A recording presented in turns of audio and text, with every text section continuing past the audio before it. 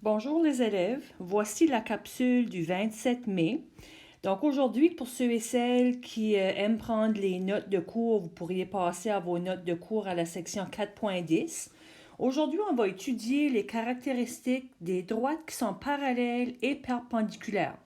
Donc ça, c'est la prochaine section de tes notes. Donc, tu vas remarquer qu'on a sauté par-dessus la section 4.9 et ça, c'était intentionnel. OK? On ne le verra pas cette année, donc tu passes directement à la section 4.10. Là, on te fait quelques rappels. Au cas où tu aies oublié ceci, tu auras sans doute déjà entendu parler de ces deux prochaines puces lorsque tu étais en 8e année. On te dit que des droites parallèles sont des droites qui ne se croisent jamais. OK? Donc, c'est des droites qui sont parallèles ne vont jamais se toucher. Si on regarde ici, là, on a deux belles droites parallèles en rouge dans le plan cartésien.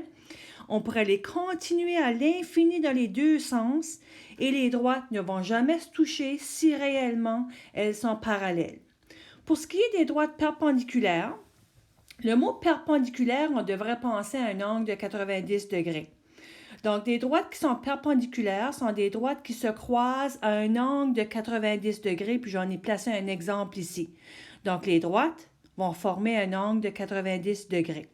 Si tu penses par exemple à un mur dans une maison, le mur devrait être perpendiculaire au plancher. On devrait voir un angle de 90 degrés par exemple.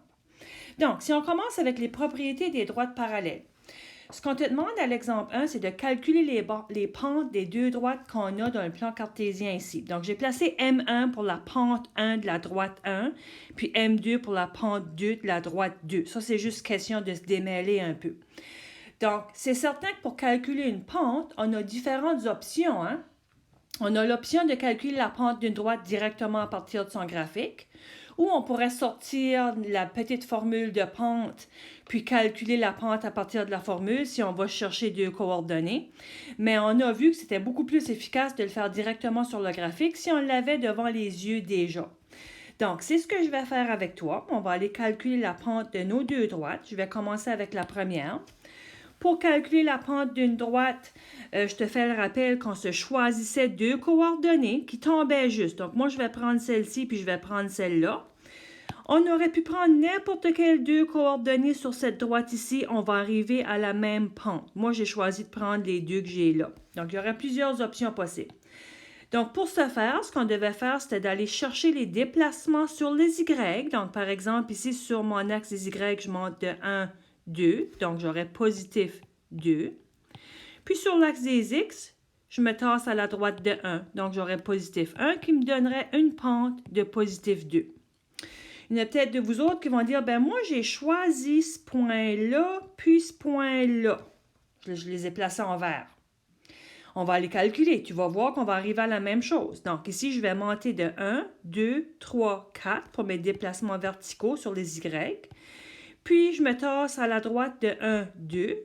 Donc, j'ai 4 sur 2 qui me donne encore une pente de 2. OK? Prochaine option, puis la dernière option que je vais te montrer, peut-être que toi, tu vas dire, ben madame, moi, là, si je prenais ces deux ici, que je place en rouge, puis à la place de monter, là, je veux descendre. Okay? Je descends de 1, 2. Donc, si je descends de 2, ça veut donc dire que j'ai négatif 2. Mais voyez-vous que là, je dois me tasser à la gauche de 1. Et si je me tasse à la gauche de 1, ça veut dire que j'ai un déplacement horizontal de négatif 1.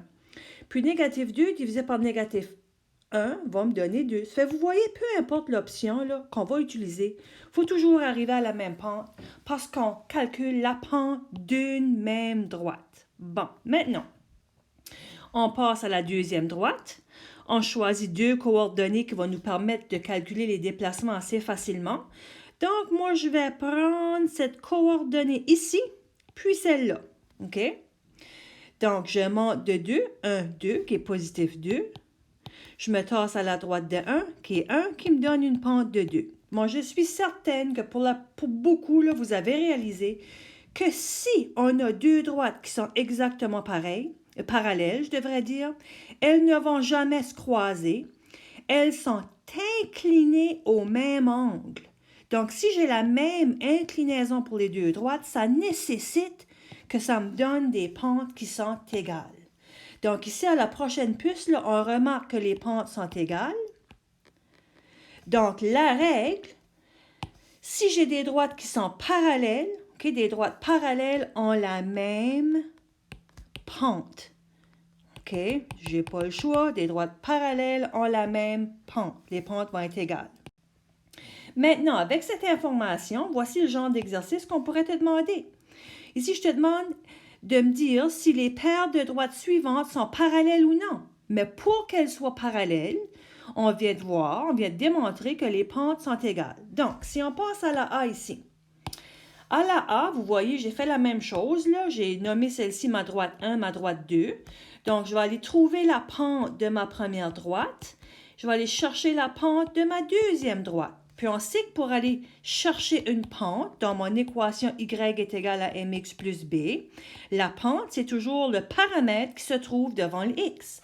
Fait ici, à ma droite 1, ce que j'ai devant le x, c'est 3,5. Donc, j'ai une pente de 3,5. Je fais la même chose pour ma droite 2, j'ai encore une pente de 3,5. Je compare mes deux pentes. La pente 1 est égale à la pente 2, mes chers élèves. Ça veut dire quoi ça? Ça veut donc dire que oui, mes deux droites sont parallèles. OK? Si je passe à la B. La B, bon, ma pente 1, c'est ce qu'il y a devant le x.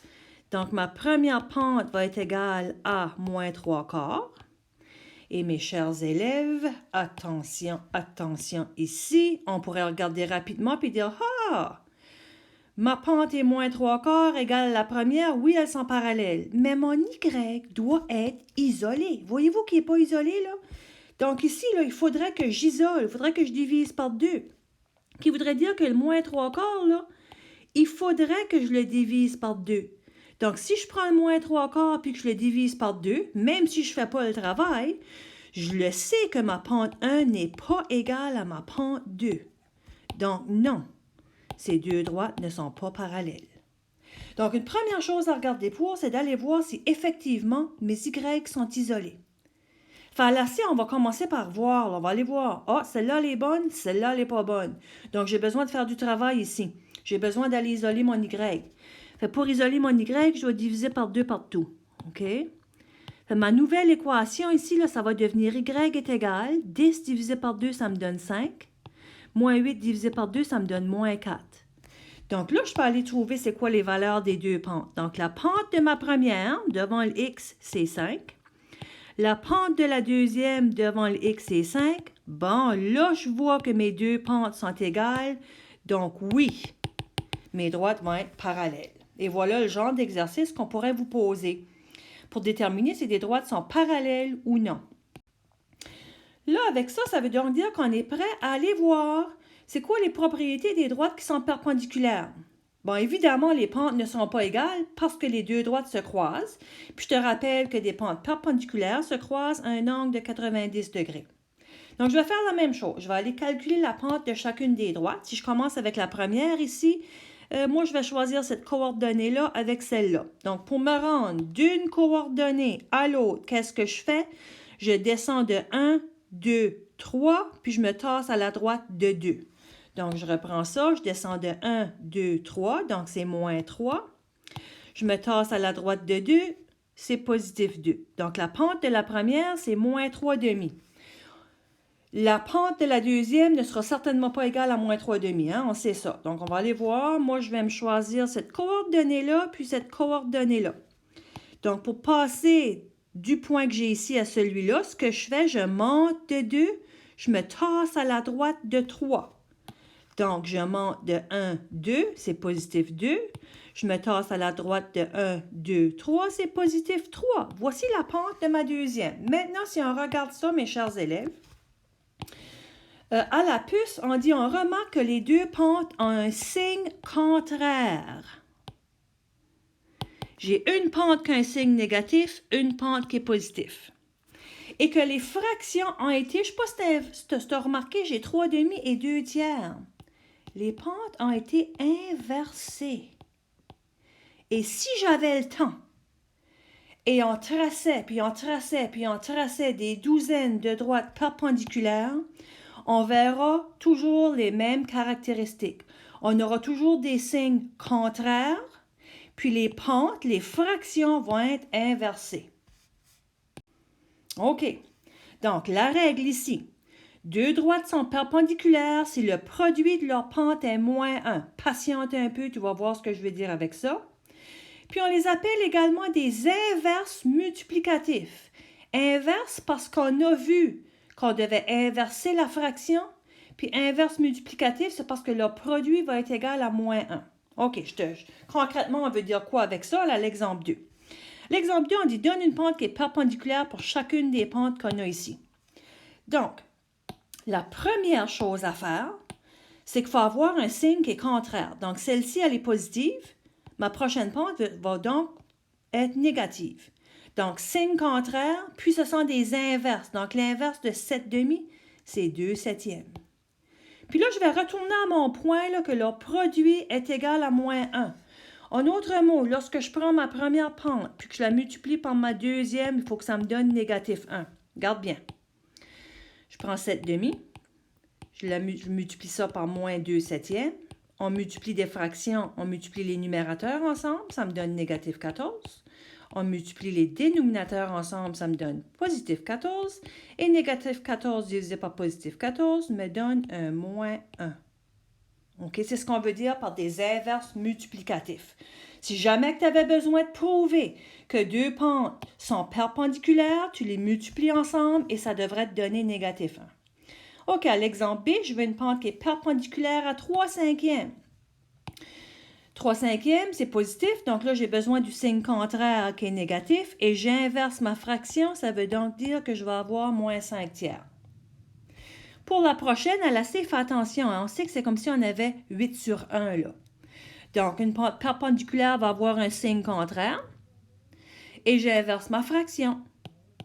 Et voilà.